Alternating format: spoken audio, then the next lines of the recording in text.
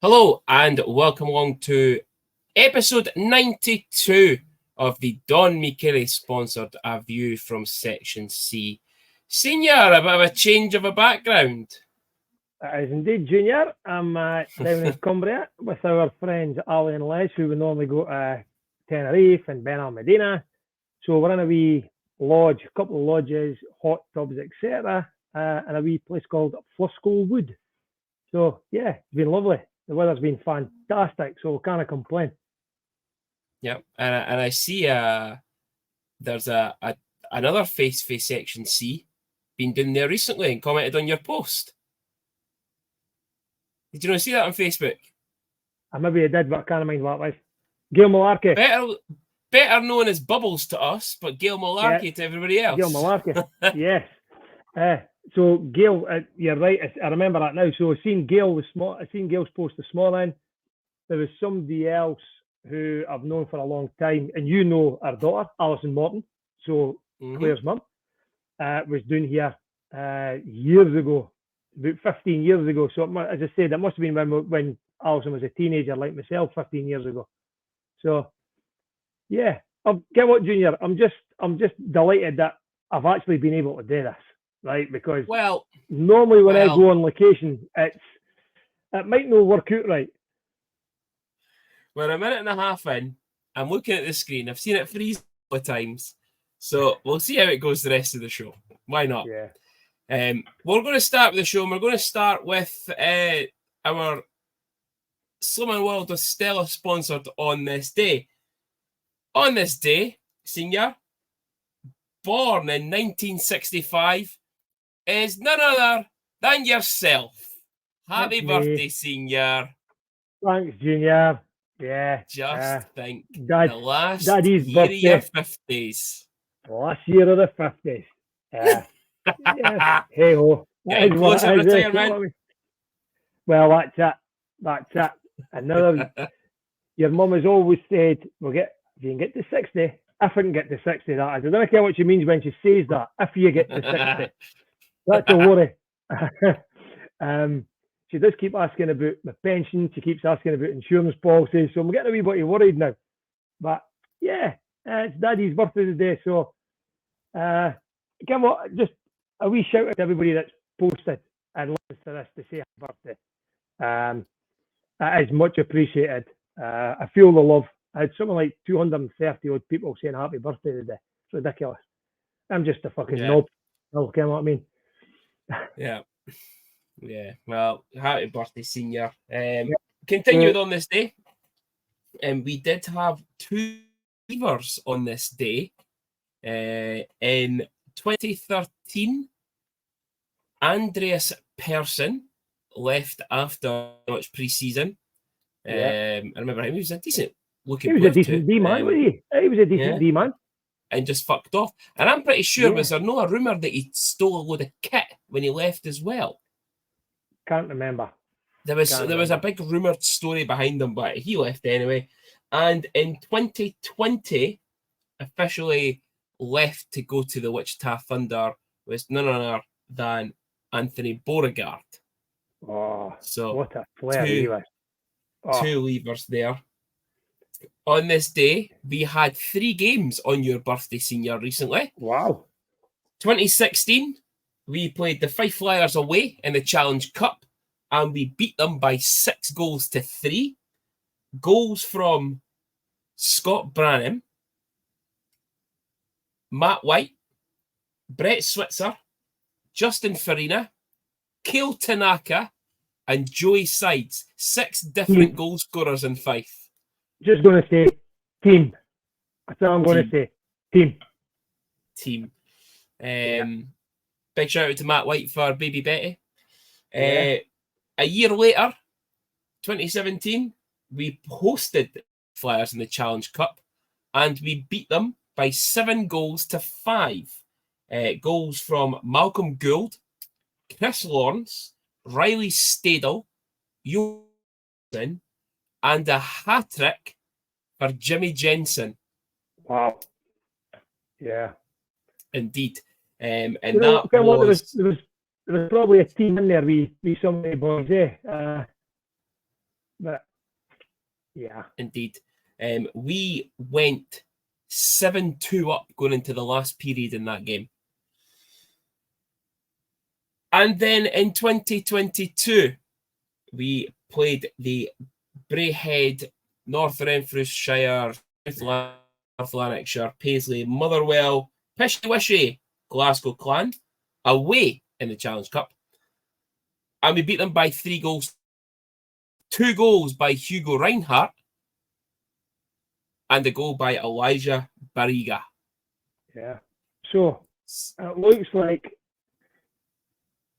either we've got our points for my birthday last weekend, or we'll get them again this weekend.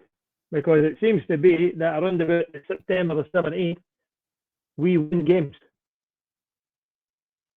Yeah, we do indeed. So that is our Summer World with Stella sponsored on this day. We've now got a new camera angle for Senior because technical difficulties did happen after just 5 minutes. So we've now resorted to his phone. Junior, get what? It's not that I'm sitting in front of the window as well at the side. The sweat's absolutely pouring out his man. Honestly. I think we might not hear a YouTube version this week because Senior's frozen again. But we will push on with the show. We will go to our 51 Club sponsored game review. So we were in Belfast on Saturday night. The Giants got off to a quick start through Joe Cassetti at 1:26. Stars equalised through Jake Elmer, assisted by Big Benny O'Connor at 5:25. Stars took a 2-1 lead through Brendan Harms, assisted by Tonjan Dow at 5:56. They made it 3 through Cameron Kiley on his debut, assisted by Yamamoto and Xavier Pouliot at 10:25. Stars 3-1 up to start the second period. Scott Conway, 17 seconds into the period, made it 3-2. Stars then went 4-2 up through Cole McDonald, assisted by Yamamoto at 28:45. Giants came storming back through Jordan Kawaguchi at 32:04. Bobo Carpenter at 35:53. JJ Picanich, Senior, your boy came through at 45:25 to give Giants the lead. However, Brendan Harms tied the game at 48:16 on the power play, assisted by Dominic Alberga and Alex Tonge again. And then with a minute to go in overtime, Jordan Kawaguchi gave Giants the 2 points. But we leave Belfast with 1. Yeah. You know what? It's frustrating, right? Because it was a fantastic performance, and it's Challenge Cup. And I actually think our group, we've been shafted, because there's only 4 teams in our group. The top team goes through automatically. The runner-up has to play a third-place team from the other group to get through because they've got 6 in their group. It's fucking ridiculous. Mm-hmm. And for me, it puts a bit of a spoiler on what was a fantastic performance and a really, really good point. There's not a lot of teams who go into Belfast and score 5 goals. Yeah. And as you say about the whole 6 teams in one group, 4 teams in another group, I don't know why they just didn't put Manchester and us being the most northern team, make it 5-5, get rid of the quarterfinals, have your top 2 teams go into the semis, and then have a one-off final. That's it. No difficult. No, it's definitely not difficult. So as much as it's great, it's a point. And you know what? That point might come in handy because we will be, I would probably think at the end of all the group games, I think we'll be fighting for second place, which means we do get a crack at somebody else, which is really, really good. And it's a third place team. It'll still be hard because it's going to be one of the big guns, I would think, of Group A. Is going to finish third. But again, though, when you look back on it, Mark said it, we've got to concentrate during periods, right? Mm-hmm. Right at the start. He did comment on that, which is great. But for me, and somebody else noticed that, I think it might have been near Brunton. See, in overtime, I think there was a hooking penalty on one of our forwards going to the net. that was not called, and then it allows Belfast to break. Mhm. You know, whether it is a penalty, to me it looks a penalty, and I'm not saying that because we're Stars fans. It looks like a penalty to me. You see the stick going in, you see the player sort of getting pulled back a wee bit. Nothing gets called. Belfast get the break of the puck, and the boy, he's a player like he is a player. Was it Kawaguchi or something? Yeah. Yeah, he is a top player for them. Like, Yeah. Can I also just say though that said ref in the game was again Mr. Dalton. yeah, it happens Tells a every. fucking tale. Yep, it happens every time. For some reason, we get Dalton when we play Belfast. Yeah. But it's because he fucking stays there. But anyway, yes, it was a decent performance, a very, very decent performance to come away with a point. We both did say, 2 points against Fife, and we can get something in Belfast, absolutely. It just goes to show, and although we say that about the Challenge Cup, and if you finish second, you play a third place team and all that shit. Even if you didn't qualify, it's a massive boost, momentum booster, and confidence booster for the team to think, you know what, we can go into Belfast. Yeah. Although we've conceded six in overtime, 5 in regulation, we can still compete with these boys. We can score goals when we want to. We just need to tighten up at the back. And I think I said it a couple of weeks ago that I think that's our biggest issue is we're very good going forward, and we've got a lot of offensive D-men, but it's stopping the puck going the back of our net, which will be the biggest focus. But again, it's a usual Star season of early goals at the start of periods. Yeah. And I've seen it straight away, but as I say, when I listened to Mark did address it, so he knows that it starts of periods and quick goals, one right after the other, but just a few minutes after the score. Yeah, senior two. So we're back again. We've had to take a quick pause there in the midst of us giving the review of that game because my wife has decided to get something delivered to the door, and she's not home yet. So Junior has to stop. What a shit show this is today, honestly. Can't have a laugh. We're all over the place. Oh my Junior, God. This is what the people want. Oh my fucking God. What a day. Right, anyway, moving on. So, big point in Belfast. A confidence booster for the boys. Then thinking about it, travel home. Sabo obviously played the night before. But a 3-2 win for the Stars in the end on Sunday. So Dominic Alberga, just by driving down Zach Sekos at 6:36 on the power. Austin Farley equalised at 16:49. Stars took lead again, 2-2 for Cameron with a K. Kiley, assisted by O'Connor and Yamamoto at 32:29. Fife then equalised in the third period again through Austin Farley at 45:39. No goals in overtime. Went to a shootout. Jake Elmer, and then the man to seal it, Keanu Yamamoto. But the main thing from that, and we'll start with him, there's no risk with Fiske. What a performance by that man on Sunday. Yeah. I thought he was outstanding. But before we got on about Jarrett Fiske, the Belfast game, Richard Sabo conceded 5. But from all accounts, Sabo was really good in Belfast as well. So at the moment, it looks like the tandem that we've got is working. Fiske, going to the game sheet, it was Sabo that was meant to start, and then we noticed that Fiske was the one that warmed up first. And he came out first, and we thought, what's going on here? And I thought he was outstanding. I thought he was Shane Owen-esque against Fife. Some of the saves he pulled out, there's no quit with the young guy. I thought he was fantastic. Yeah, I put it on the Stars Facebook post, and I obviously I've been critical of our goalie tandem because obviously they're still. I've just been a bit wary that they're getting used to certainly Jarrett getting used to the bigger ice pad,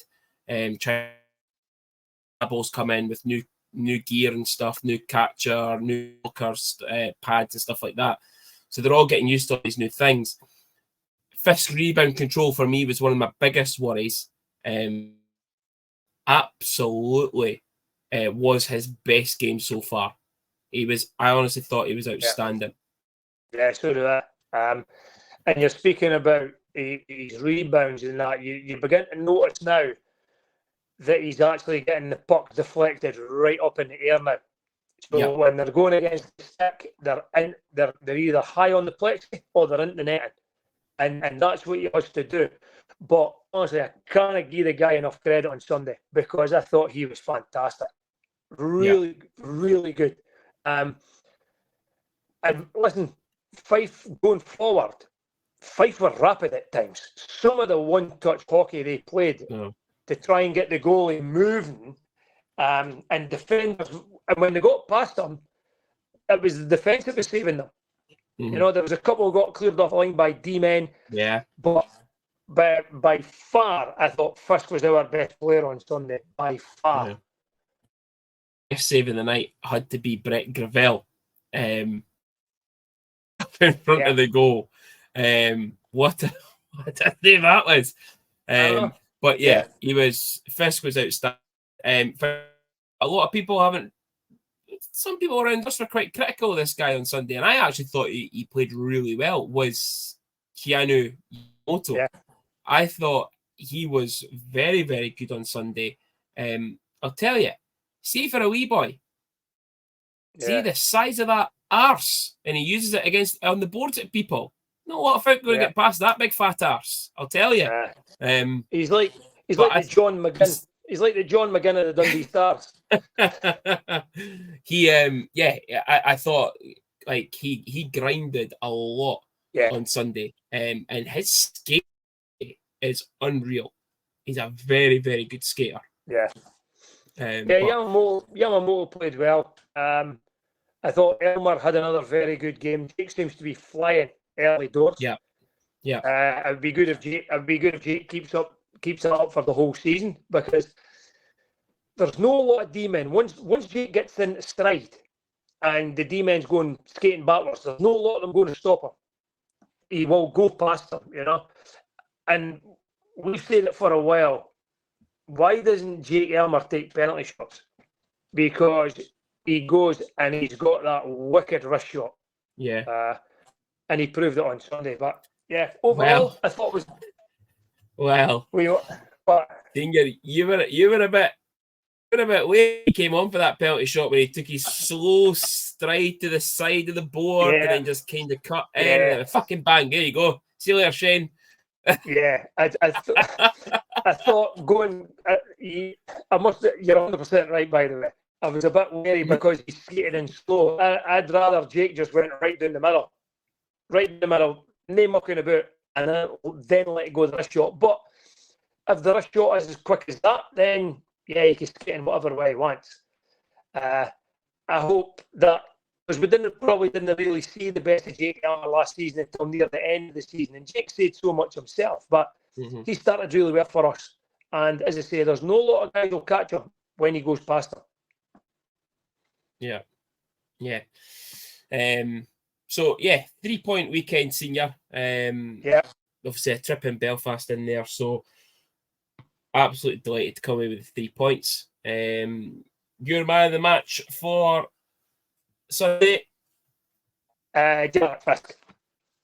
Yeah, I think it could only be. And I'll tell you, out and a call out, Billy McGuinness fucking bloody much in the row. My fucking arm was killing us. Hanging that bloody drum at the end. Not bloody. I couldn't straighten my arm out. Oh, honestly. There's nothing like a drunk Billy McGuinness in that game, is there? Oh, I know. But so 3-point weekend senior, which brings us on to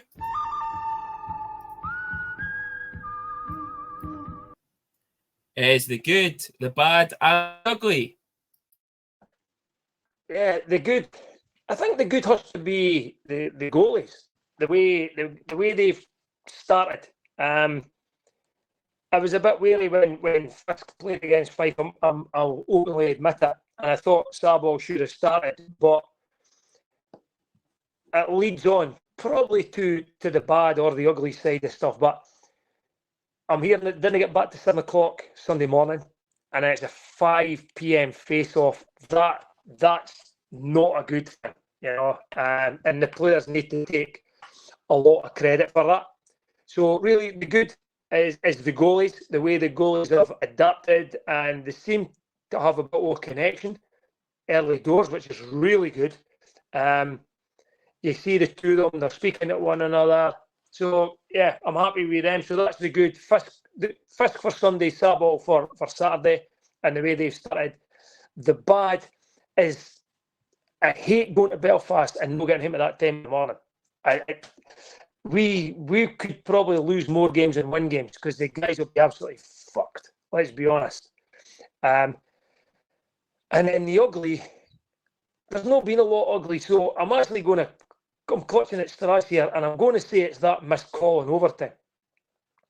I think that should have been a hooking call, and we should have went on a power play in overtime in Belfast with the possibility of winning, and it didn't happen. So. Yeah, there's not been a lot of bad things, really, or ugly things. It's the start of the season, teams trying to get together. So I think there's been a lot more positives than negatives at this point in time. So, thank you very much, Senior. Well, although people won't be able to see this because we're probably not going to put a YouTube episode out this week. It's all going to be Spotify, and we'll stick it. Which if you gear up, get it on Spotify and Apple Podcasts. But Senior is wearing our next sponsor's t-shirt, which is Liam Mean Tattoo. So, game previews. We have a home double header this weekend. First up is the Manchester Storm, or as Mike Donnelly, more like a drizzle than a storm. yeah. Listen, tough game against this lot. I did say that they're going to finish kind of lower than us this season, but the way they've started this season, they look like a decent outfit. Obviously, they had Fife on Saturday night. They won the game with about 13 seconds or something to go. Something like that. Yeah. Lauren Ulett with 4 goals. Obviously likes to play in the old barn. But some other big players in there that have really started off well this season. Obviously, you've got Cam Critchlow and Dallas Earhart, as usual. Joe Morrow, former NHLer. But then you've got the guy Durflinger and is it Ryan Hughes? Kind of 2 players as well that have been up quite a bit of points for them, quite steady points production so far. And winning during the... So they've got the nucleus of a very, very good team, which, throw their Brits into it, Zach Sullivan and stuff as well. They'll have a wee bit of depth in there. I didn't think they'd start as well as they have, but they look like they could be a dangerous team going forward as well.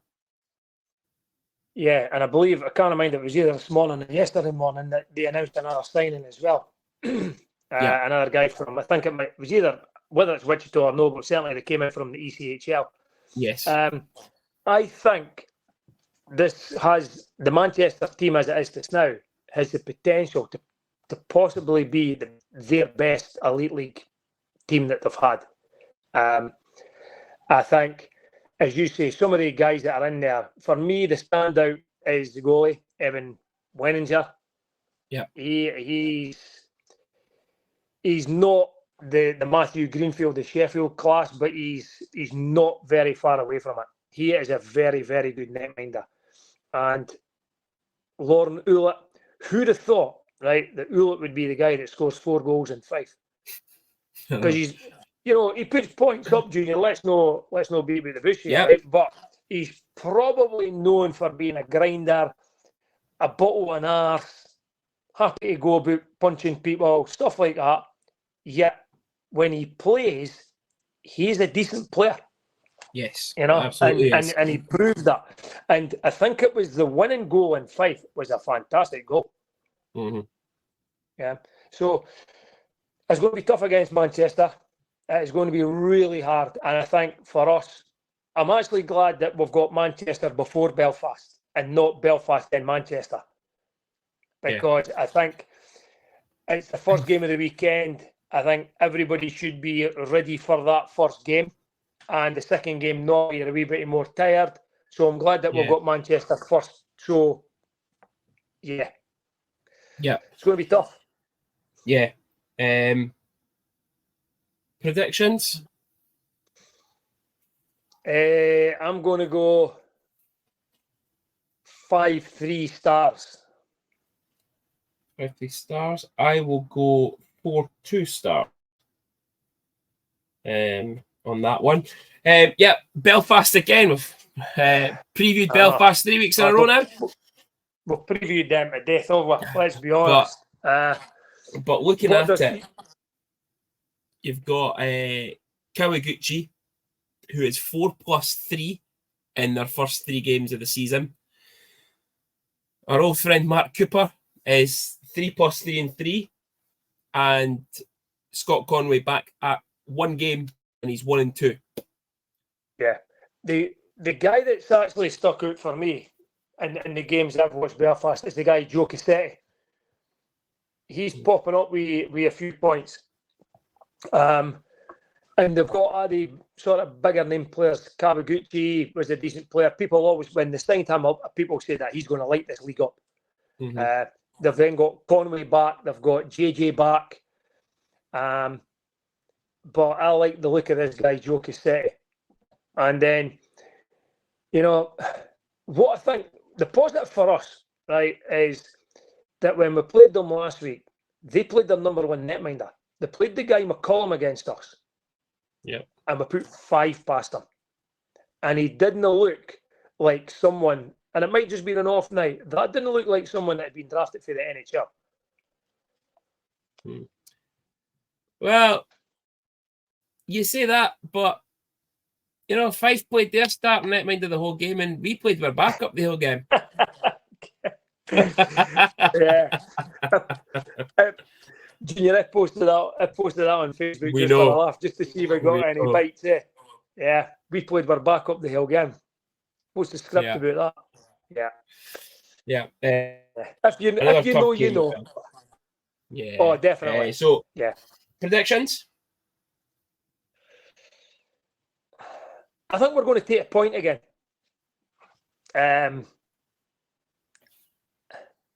I think it might go all the way. I think it might be. I'm going to go 3-2 Giants penalty shots.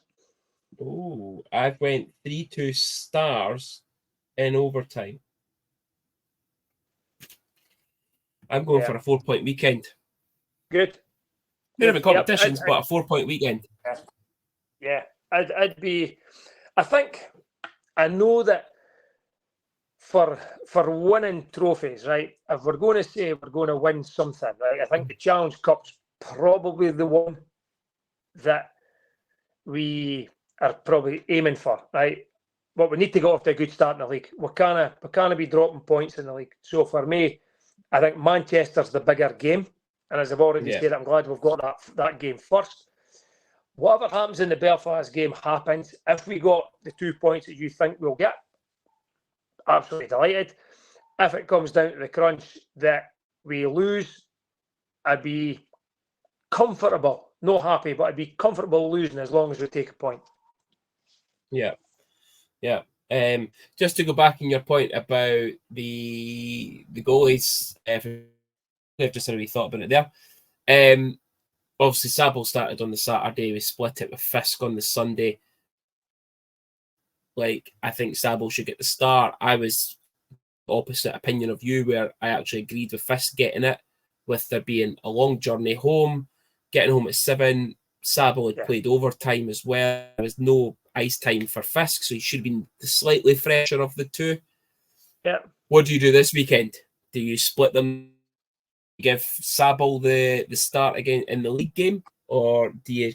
Fiske was hot on Sunday. Do you give Fiske the see how he does. Yeah, it's a really difficult one, considering how well Jarrett played. And you know, if Jarrett didn't really have a very good game, then you could probably think, right, straight away that Sabo will go in. I think Mark will probably go with Sabo. Sabo is his number one, and I think everybody understands that. So I think he'll start with Sabo against Manchester, and you'll see how the game pans out against Manchester. If it's a comfortable game for Sabo, then fine, go with him again. But he might again split it and put Jarrett in against Belfast, and see both netminders have played against Belfast anyway. So Jarrett played the 7-3 loss. It's a good and a bad thing in a way for me, for Mark.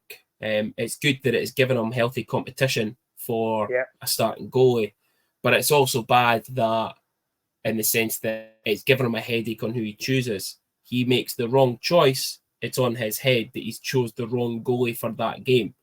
You know, it's really a tough for him. Yeah, that'll always happen when it comes down to having sort of two import netminders. You know, you're going to have to split ice time with them. I think Jarrett will know exactly what's happening with his position. We're recording this tonight, which is Tuesday. I think the guys train on a Tuesday. I think Mark will already told the netminders who's starting in the Manchester game, and then it allows them to work on that. So it's going to be a last minute thing. If something goes wrong in training, if he doesn't see, maybe if it is Sabo that plays, if he's not playing well in training, he might change it at the last minute. You just don't know. But personally, I would go with Sabo against Manchester, see how we got on, and then see how, you know what, it might actually come down to how Sabo feels himself. You know, we might win on Saturday, and he's faced a hell of a lot of pucks coming towards him, and we've managed to grind out a win. So it's good. It is healthy. It's a position we've probably not really been in before, where, like last year, Kevin got injured and then Brian goes in, and you're just hoping that Brian does something. But I think with the two netminders that we've got, I think there's a wee bit of expectation now on both of the netminders to do well in the games that they play. So, as you say, healthy competition. No, definitely. So Senior has us having a 3-point weekend. I've got us hopefully having a 4. By the looks of it, we have come to the end of the segments. We do have no gloves off sponsor Senior versus the fans this week, purely because I thought we might have connection issues on Senior's end. I'm glad we didn't get someone on, but list a few people to come on in the coming weeks as well. So we'll get all that sorted with everyone to come on the show. Listen, enjoy the rest of your wee jaunt. We'll see you back up the road We'll see you back up on the road. Manchester game. Yes, you will. I'm back up the road on Friday. When I finish here, then the beers will be getting cracked open, and it'll either be a short night for Larzo, or it could be a long night for Larzo. Depends on how many beers we. Birthday, it's going to be a short night. You'll be in your bed for 7 o'clock. But That's the only thing is, the nurse isn't there to help you. Yeah, Nurse Vicky Fairhurst isn't here this year. So Nurse Vicky got us to bed the last time. That was a bit of a mess, but well. But as you say, it's my last year in my 50s, so I may as well go out with a bang. I think that's what Mum maybe meant by if you make it to 60. Definitely. On that note, everyone enjoy the rest of your week with whatever you're doing, and we will see you on Saturday and Sunday for a double header home weekend.